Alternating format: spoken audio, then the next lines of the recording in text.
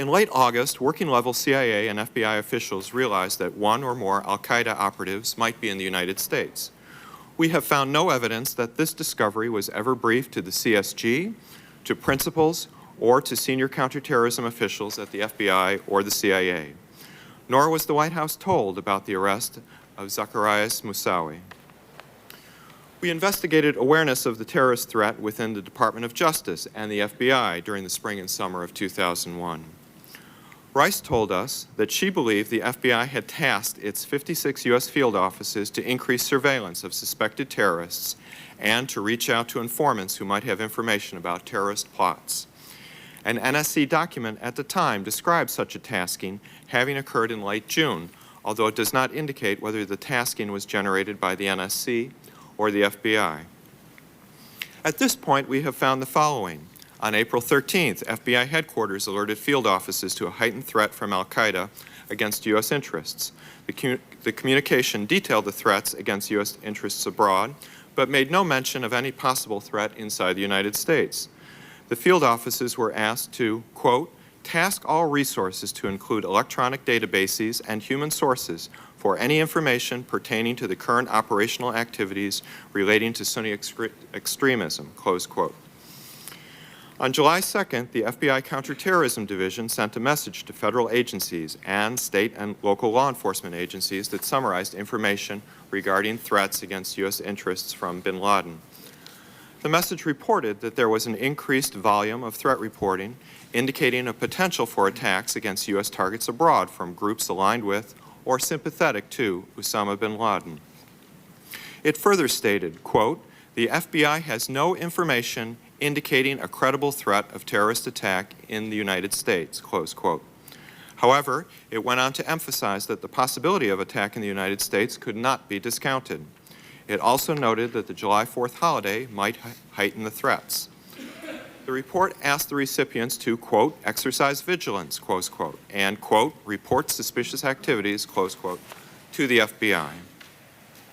Acting FBI Director Thomas Picard recently told us that during his summer telephone calls with special agents in charge of each FBI field office, he mentioned to each the heightened threat, among other subjects.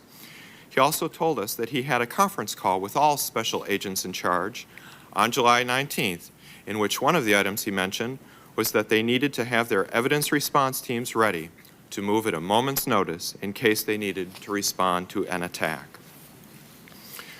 We found in our field office visits last fall, however, that a number of FBI personnel, with the exception of those in the New York field office, did not recall a heightened sense of threat from al-Qaeda within the United States in summer 2001. For example, an international terrorism squad supervisor in the Washington field office told us that he was neither aware in summer 2001 of an increased threat, nor did his squad take any special steps or actions. The special agent in charge of the Miami field office told us he did not learn of the high level of threat until after September 11th. As 2001 began, counterterrorism officials were receiving frequent but fragmentary reports about threats. Indeed, there appeared to be possible threats almost everywhere the United States had interests, including at home. To understand how the escalation in threat reporting was handled in the summer of 2001, it is useful to understand how threat information in general is collected and conveyed. Information is collected through several methods, including signals intelligence and interviews of human sources, and gathered into intelligence reports. Depending on the source and nature of the reporting, these reports may be highly classified and therefore tightly held, or less sensitive and widely disseminated to state and local law enforcement agencies. Threat reporting must be disseminated either through individual reports or through threat advisories. Such advisories, intended to alert their recipients, may address a specific threat or be a general warning. Because the amount of reporting is so voluminous, only a select fraction can be chosen for briefing the President and senior officials. During 2001, Director of Central Intelligence George Tenet was briefed regularly regarding threats and other operational information relating to Osama bin Laden. He in turn met daily with President Bush, who was briefed by the CIA through what is known as the President's Daily Brief, or PDB. Each PDB consists of a series of 6 to 8 relatively short articles or briefs covering a broad array of topics. CIA staff decides which subjects are the most important on any given day. There were more than 40 intelligence articles in the PDBs from January 20th to September 10th, 2001, that related to Osama bin Laden. The PDB is considered highly sensitive and is distributed to only a handful of high-level officials. The Senior Executive Intelligence Brief, or SEIB, distributed to a broader group of officials, has a similar format and generally covers the same subjects as the PDB. It usually contains less information so as to protect sources and methods like their predecessors, the Attorney General, the FBI Director, and Richard Clarke, the National Security Council's counterterrorism coordinator, all received the SEIB, but not the PDB. Clarke and his staff had extensive access to terrorism reporting, but they did not have access to internal, non-disseminated information at the National Security Agency, CIA, or FBI. In the spring of 2001, the level of reporting on terrorist threats and planned attacks increased dramatically to its highest level since the Millennium Alert. At the end of March, the intelligence community disseminated a terrorist threat advisory indicating a heightened threat of Sunni extremist terrorist attacks against U.S. facilities, personnel, and other interests. On March 23, 2001, in connection with the discussions about possibly reopening Pennsylvania Avenue in front of the White House, Clarke warned National Security Advisor Condoleezza Rice that domestic or foreign terrorists might use a truck bomb, their weapon of choice, on Pennsylvania Avenue. That would result, he said, in the destruction of the West Wing and parts of the residence. He also told her that he thought there were terrorist cells within the United States, including Al-Qaeda. The next week, Condoleezza Rice was briefed on the activities of Abu Zubaydah and on CIA efforts to locate him. As pointed out in Chapter 6, Abu Zubaydah had been a major figure in the Millennium plots. Over the next few weeks, the CIA repeatedly issued warnings, including calls from DCI tenant to Richard Clarke, that Abu Zubaydah was planning on an operation in the near future. One report cited a source indicating that Abu Zubaydah was planning an attack in a country that CIA analysts thought might be Israel, or perhaps Saudi Arabia, or even India. Clarke relayed these reports to Condoleezza Rice. In response to these threats, the FBI sent a message to all its field offices on April 13th, summarizing reporting to date. It asked the offices to task all resources, including human sources and electronic databases, for any information pertaining to current operational activities relating to Sunni extremism. It did not suggest that there was a domestic threat. The Interagency Counterterrorism Security Group, or CSG, that Clarke chaired, discussed the Abu Zubaydah reports on April 19th. The next day, a briefing to top officials reported, quote, bin Laden planning multiple operations, end quote. When the deputies discussed Al-Qaeda policy on April 30th, they began with a briefing on the threat. In May 2001, the drumbeat of reporting grew louder with reports to top officials that, quote, bin Laden public profile may presage attack, end quote, and, quote, bin Laden networks plans advancing, end quote. In early May, a walk-in to the FBI claimed that there was a plan to launch attacks on London, Boston, and New York. Attorney General John Ashcroft was briefed by the CIA on May 15th regarding Al-Qaeda generally and the threat reporting specifically. The next day, brought a report that a phone call to a U.S. embassy had warned that bin Laden supporters were planning an attack inside the United States using high explosives. On May 17th, Based on the previous day's reports, the first item on the CSG's agenda was, quote, UBL, Operation Planned in U.S., end quote. The anonymous caller's tip could not be corroborated. Late May brought reports of a possible hostage plot against Americans abroad to force the release of prisoners, including Sheikh Omar Abdelrahman, the blind sheikh, who is serving a life sentence for his role in the 1993 plot to blow up sites in New York City. The reporting noted that operatives might opt to hijack an aircraft or storm a U.S. embassy. This report led to the Federal Aviation Administration, or FAA, information circular to airlines noting the potential for an airline hijacking to free terrorists incarcerated in the United States. Other reporting mentioned that Abu Zubaydah was planning an attack, possibly against Israel, and expected to carry out several more if things went well. On May 24th alone, counterterrorism officials grappled with reports alleging plots in Yemen and Italy, as well as a report about a cell in Canada that an anonymous caller had claimed might be planning an attack inside the United States. Reports similar to many of these were made available to President Bush in morning intelligence briefings with DCI Tenet, usually attended by Vice President Dick Cheney and National Security Advisor Condoleezza Rice.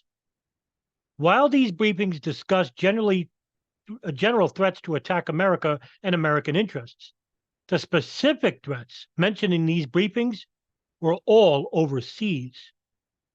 On May 29th, Clark suggested that Rice ask Tenet what more the United States could do to stop Abu Zubaydah from launching a series of major terrorist attacks, probably on Israeli targets, but possibly on U.S. facilities. Richard Clark wrote to Condoleezza Rice and her deputy, Stephen Hadley, quote, when these attacks occur, as they likely will, we will wonder what more we could have done to stop them, end quote.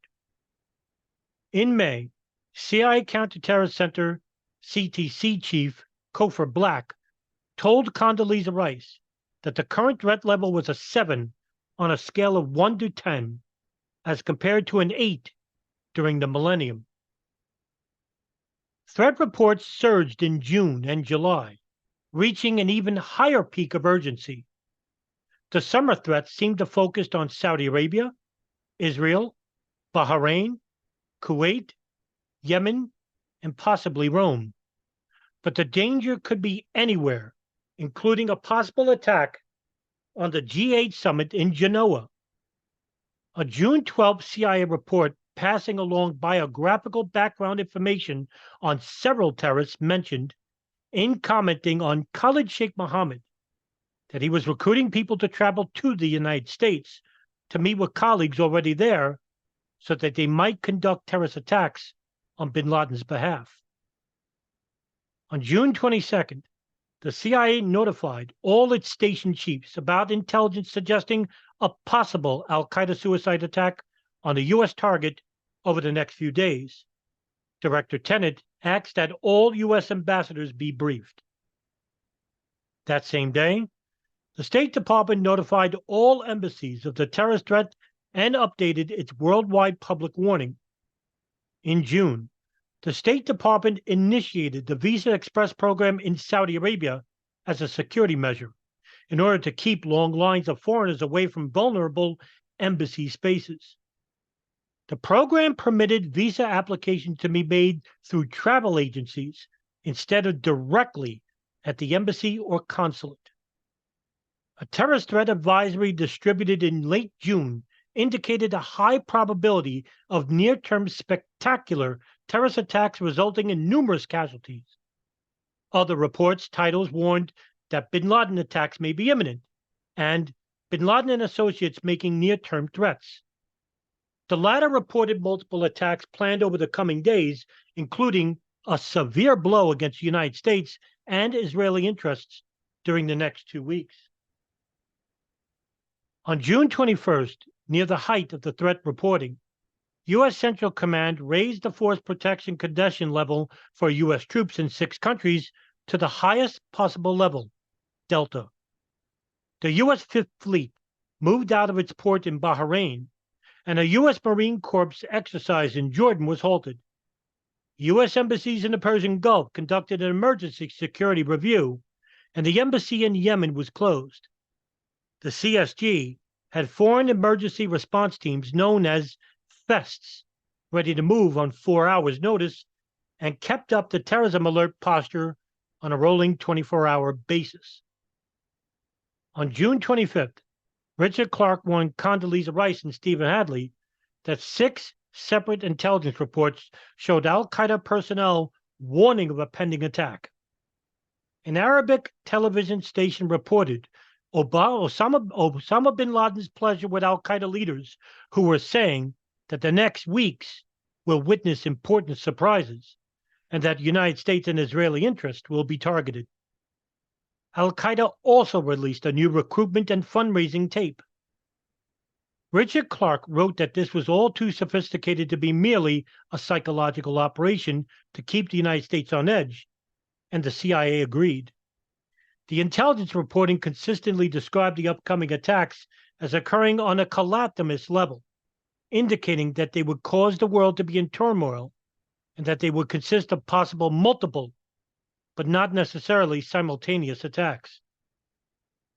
On June 28th, Richard Clarke wrote Condoleezza Rice that the pattern of al-Qaeda activity indicating attack planning over the past 6 weeks had reached a crescendo. A series of new reports continued to convince me and analysts at State, CIA, DIA, and NSA that a major terrorist attack or series of attacks is likely in July, he noted.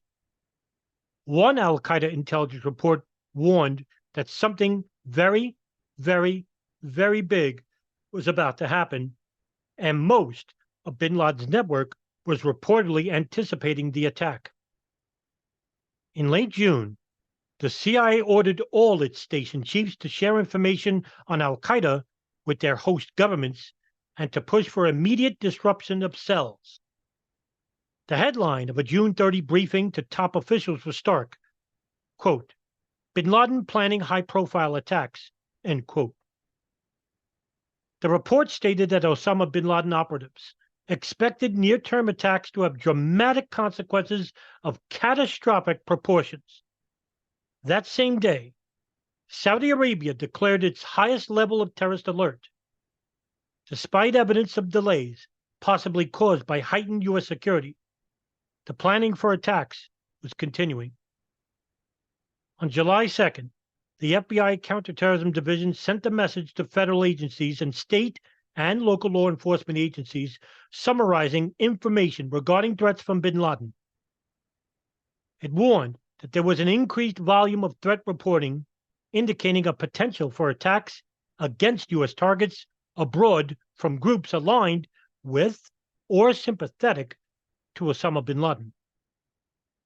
Despite the general warnings, the message further stated, quote, the FBI has no information indicating a credible threat of terrorist attack in the United States, end quote. However, it went on to emphasize that the possibility of attack in the United States could not be discounted. It also noted that the July 4th holiday might heighten the threats. The report asked recipients to exercise extreme vigilance and report suspicious activities to the FBI. It did not suggest specific actions that they should take to prevent attacks. Disruption operations against al-Qaeda affiliated cells were launched involving 20 countries. Several terrorist operatives were detained by foreign governments, possibly disrupting operations in the Gulf and Italy, and perhaps averting attacks against 2 or 3 U.S. embassies. Clarke and others told us at the Commission of a particular concern about possible attacks on the 4th of July. After it passed uneventfully, the CSG decided to maintain the alert. To enlist more international help, Vice President Dick Cheney contacted Saudi Prince Abdullah on July 5th. Stephen Hadley apparently called European counterparts, while Richard Clarke worked with senior officials in the Gulf. In late July, because of threats, Italy closed the airspace over Genoa. and mounted anti-aircraft batteries at the Genoa airport during the G8 summit, which President Bush attended. At home, the CSG arranged for the CIA to brief intelligence and security officials from several domestic agencies.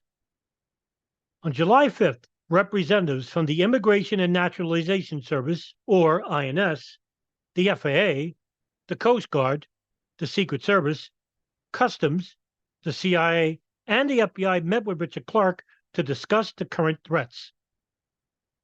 Attendees report that they were also told not to disseminate the threat information they received at the meeting. They interpreted this discretion to mean that although they could brief their superiors, they could not send out advisories to the fields. An NSC official recalls a somewhat different emphasis, saying that attendees were asked to take the information back to their home agencies and do what you can with it, subject to classification and distribution restrictions. A representative from the INS asked for a summary of the information that she could share with field officers. She never received one. That same day, the CIA briefed Attorney General John Ashcroft on the al-Qaeda threat, warning that a significant terrorist attack was imminent. Ashcroft was told that preparations for multiple attacks were in late stages or already complete, and that little additional warning could be expected. The briefing addressed only threats outside the United States. The next day, the CIA representative told the CSG that al-Qaeda members believed the upcoming attack would be spectacular, qualitatively different from anything they had ever done to date. Apparently, as a result of the July 5th meeting with Clarke, the Interagency Committee on Federal Building Security was tasked to examine security measures. This committee met on July 9th, when 37 officials from 27 agencies and organizations were briefed on the current threat level inside the United States. They were told that not only the threat reports from abroad, but also the recent convictions in the East Africa bombings trial, the conviction of Ahmed Rassam, and the just returned Khobar Towers indictments reinforced the need to exercise extreme vigilance. Attendees were expected to determine whether their respective agencies needed enhanced security measures. On July 18th, the State Department provided a warning to the public regarding possible terrorist attacks in the Arabian Peninsula. Acting FBI Director Thomas Picard told the Commission that he had one of his periodic conference calls with all special agents in charge on July 19th. He said one of the items he mentioned was the need, in light of increased threat reporting, to have evidence response teams ready to move at a moment's notice in case of an attack. He did not task field officers to try to determine whether any plots were being considered within the United States or to take any action to disrupt any such plots. In mid-July, reporting stated to indicate that bin Laden's plans had been delayed, maybe for as long as 2 months, but not abandoned. On July 23rd, the lead item for CSG discussion was still the al-Qaeda threat and its included mention of suspected terrorist travel to the United States. On July 31st, an FAA circular appeared alerting the aviation community to reports of possible near-term terrorist operations, particularly on the Arabian Peninsula and or Israel. It stated that the FAA had no credible evidence of specific plans to attack U.S. civil aviation, though it is noted that some of the current active terrorist groups were known to plan and train for hijackings and were able to build and conceal sophisticated explosive devices in luggage and consumer products. Director Tenet told the Commission that in his world, the system was blinking red. By late July, Director Tenet said it could not get any worse. Not everyone was convinced. Some asked whether all those threats might be just deception. On June 30th, the SCIB contained an article entitled, quote, Bin Laden threats are real, end quote. Yet Stephen Hadley told Director Tenet in July that Deputy Secretary of Defense Paul Wolfowitz questioned the reporting. Perhaps bin Laden was trying to study U.S. reactions. Tenet replied that he had already addressed the Defense Department's questions on this point. The reporting was convincing. To give a sense of his anxiety at the time, one senior official in the Counterterrorism Center told the commission that he and a colleague were considering resigning in order to go public with their concerns. On July 27th, Richard Clarke informed Condoleezza Rice and Stephen Hadley that the spike in intelligence about a near-term al-Qaeda attack had stopped. He urged keeping readiness during the August vacation period, warning that another report suggested an attack had just been postponed for a few months, but will still happen. On August 1st, the FBI issued an advisory that in light of the increased volume of threat reporting and the upcoming anniversary of the East Africa Embassy bombings, increased attention should be paid to security planning. It noted that although most of the reporting indicated a potential for attacks on U.S. interests abroad, the possibility of an attack inside the United States could not be discounted. On August 3rd, the Intelligence Committee issued an advisory concluding that the threat of impending al-Qaeda attacks would likely continue indefinitely. Citing threats in the Arabian Peninsula, Jordan, Israel, and Europe, the advisory suggested that al-Qaeda was lying in wait and searching for gaps in security before moving forward with the planned attacks. During the spring and summer of 2001, President Bush had on several occasions asked his briefers whether any of the threats pointed to the United States. Reflecting on these questions, the CIA decided to write a briefing article summarizing its understanding of this danger. Two CIA analysts involved in preparing this briefing article believed it represented an opportunity to communicate their view that the threat of a bin Laden attack inside the United States remained both current and serious. The result was an article in the August 6th Presidential Daily Brief entitled, quote, Bin Laden determined to strike in United States, end quote. It was the 36th PDB item briefed so far that year that related to bin Laden or al-Qaeda, and the first devoted to the possibility of an attack inside the United States. The president told the commission that the August 6th report was historical in nature. President Bush said the article told him that al-Qaeda was dangerous, which he said he had known since he had become president. The president said bin Laden had long been talking about his desire to attack America. He recalled some operational data on the FBI and remembered thinking it was heartening that 70 investigations were underway. As best he could collect, Rice had mentioned that the Yemeni surveillance of a federal building in New York had been looked into in May and June of 2001, but there was no actionable intelligence. He did not recall discussing the August 6th report with the Attorney General or whether Condoleezza Rice had done so. He said that if his advisors had told him that there was a cell inside the United States, they would have moved to take care of it. That never happened. Although the following days SCIB repeated the title of this PDB, it did not contain the reference to hijackings, the alert in New York, the alleged casing of buildings in New York, the threat phoned into the embassy, or the fact that the FBI had approximately 70 ongoing bin Laden-related investigations. No CSG or other NSC meeting was held to discuss the possible threat of a strike inside the United States as a result of this report.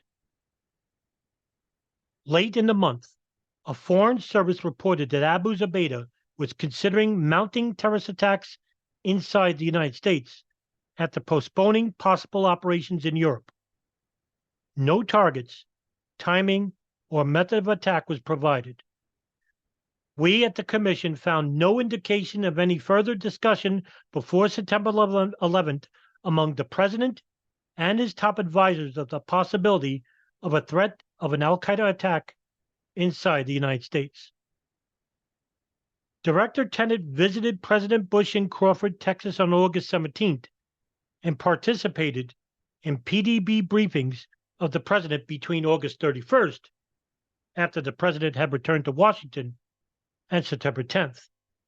But Tenet did not recall any discussions with the President of the domestic threat during this period before the Commission. Most of the intelligence community recognized in the summer of 2001 that the number and severity of threat reports were unprecedented. Many officials told the Commission that they knew something terrible was planned and that they were desperate to stop it. Despite their large number, the threats received contained few specifics regarding time, place, method, or target. Most suggested that attacks were planned against targets overseas. Others indicated threats against unspecified U.S. interests. We here at the Commission cannot say for certain whether these reports, as dramatic as they were, related to the 9/11 attacks. National Security Advisor Condoleezza Rice told us at the Commission that the CSG was the nerve center for running the crisis, although other senior officials were involved over the course of the summer. In addition to his daily meetings with President Bush and weekly meetings to go over other issues with Condoleezza Rice, Director Tenet was speaking regularly with Secretary of State Colin Powell and Secretary of Defense Donald Rumsfeld. The foreign policy principals routinely talked on the telephone every day on a variety of topics. Stephen Hadley told the Commission that before 9/11, he and Condoleezza Rice did not feel that their job of coordinating domestic agencies. They felt that Richard Clarke and the CSG were the NSC's bridge between foreign and domestic threats. There was a clear disparity in the levels of response to foreign versus domestic threats. Numerous actions were taken overseas to disrupt possible attacks, enlisting foreign partners to upset terrorist plans, closing embassies, moving military assets out of the way. Far less was done domestically, in part, surely, because to the extent that specifics just didn't exist. They pertained to threats overseas. As noted earlier, a threat against the embassy in Yemen quickly resulted in its closing. Possible domestic threats were more vague. When reports did not specify where the attacks were to take place, officials presumed that they would again be overseas, though they did not rule out a target in the United States. Each of the FBI threat advisories made this exact point. Richard Clarke mentioned to National Security Advisor Condoleezza Rice at least twice that al-Qaeda sleeper cells were likely inside the United States. In January of 2001, Richard Clarke forwarded a strategy paper to Rice warning that al-Qaeda had a presence inside the United States. He noted that two key al-Qaeda members in the Jordanian cell involved in the Millennium Plot were naturalized U.S. citizens, and that one jihadist suspected in the East Africa bombings had informed the FBI that an extensive network of al-Qaeda sleeper agents currently exists inside the United States. He added that Ahmed Rassam's abortive December 1999 attack revealed that al-Qaeda supporters were certainly inside the United States. His analysis, however, was based on not new threat reporting, but on past experience. The September 11 attacks fell into the void between the foreign and domestic threats. The foreign intelligence agencies were watching overseas, alert to foreign threats to U.S. interests there. The domestic agencies were waiting for evidence of a domestic threat from sleeper cells within the United States. No one was looking for a foreign threat to domestic targets. The threat that was coming from not from sleeper cells. It was foreign, but from foreigners who had infiltrated into the United States. A second cause of this disparity in response is that domestic agencies did not know what to do, and no one gave them any direction. Robert Cressy told us at the Commission that the CSG did not tell the agencies how to respond to the threats. He noted, however, that the agencies that were operating overseas did not need direction on how to respond. They had experience with such threats and had a playbook. In contrast, the domestic agencies did not even have a game plan. Neither the NSC, including the CSG, nor anyone else instructed them to create one. This lack of direction was evident in the July 5th meeting with representatives from the domestic agencies. The briefing focused on overseas threats. The domestic agencies were not questioned about how they planned to address the threat and were not told what was expected of them. Indeed, as noted earlier, they were specifically told that they could not issue advisories based on the briefings. The domestic agency's limited response indicates that they did not perceive a call to action. Richard Clark reflected a different perspective in an email to Condoleezza Rice on September 15, 2001. He summarized the steps taken by the CSG to alert domestic agencies to the possibility of attack inside the United States. Clark concluded that domestic agencies, including the FAA, knew that the CSG believed a major al-Qaeda attack was coming and could be in the United States. Although the FAA had authority to issue security directives mandating new security procedures, none of the few that were released during the summer of 2001 increased security at checkpoints or even on board aircraft. The information circulars mostly urged air carriers to exercise prudence and be alert. Prior to 9/11, the FAA did present a CD-ROM to air carriers and airport authorities describing the increased threat to civil aviation. The presentation mentioned the possibility of suicide hijackings, but said that fortunately, we have no indication that any group is currently thinking in that direction.